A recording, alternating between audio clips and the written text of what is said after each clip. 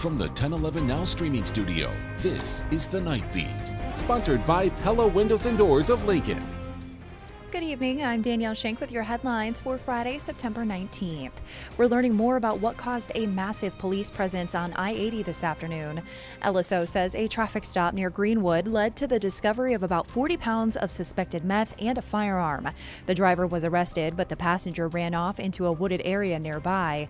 Despite a search using a helicopter, drones, and canines, he wasn't immediately found. For the latest updates, check out our website.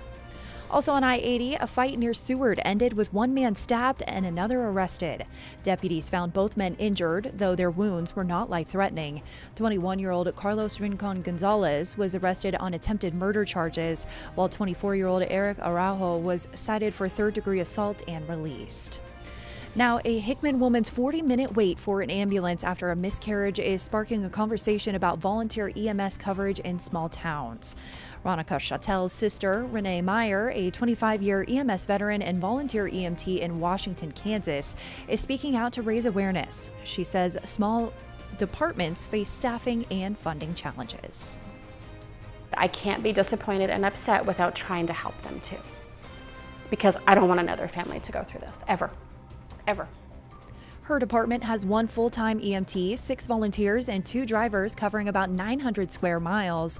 Back in Nebraska, Hickman Fire Chief John Brady says they're rotating EMS techs from Lincoln, but State Senator Myron Dorn, a 40-year Adams Rescue volunteer, calls funding the main barrier.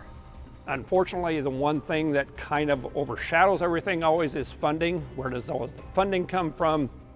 Dorn adds an EMS committee is working on broader issues like staffing, training, and reimbursement, challenges that go beyond Hickman and need state-level solutions.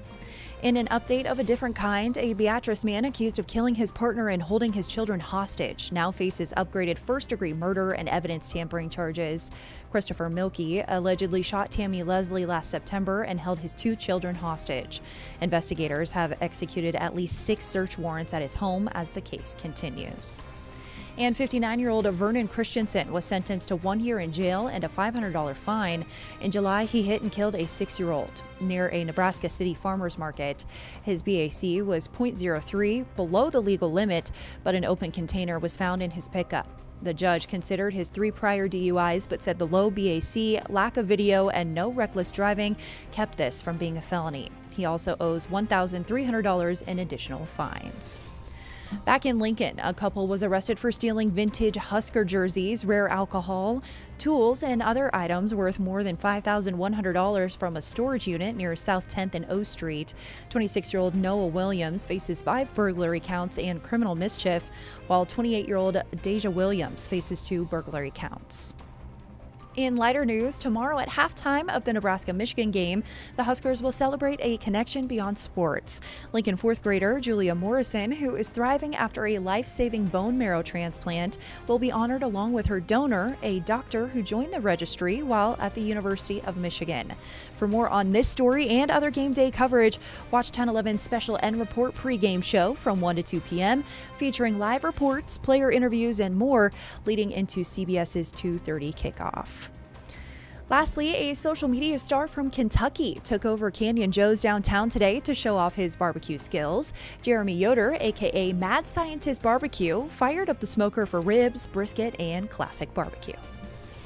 It's as old school gets. You build a fire and you use it to cook meat, and that's what I love. And they invited me out for one day. I get to cook my menu, and so I said absolutely. And we get to spend a day here cooking barbecue, meeting up with people who love barbecue. And then tomorrow we go to the football game, and it's just a great trip.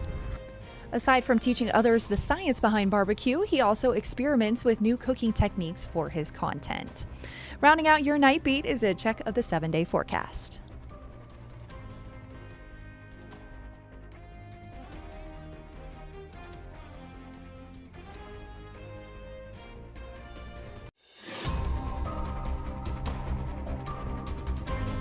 You've been listening to The Night Beat. Sponsored by Pella Windows and Doors of Lincoln. Watch, listen, and stream on the 1011 app on YouTube or wherever you get your podcasts.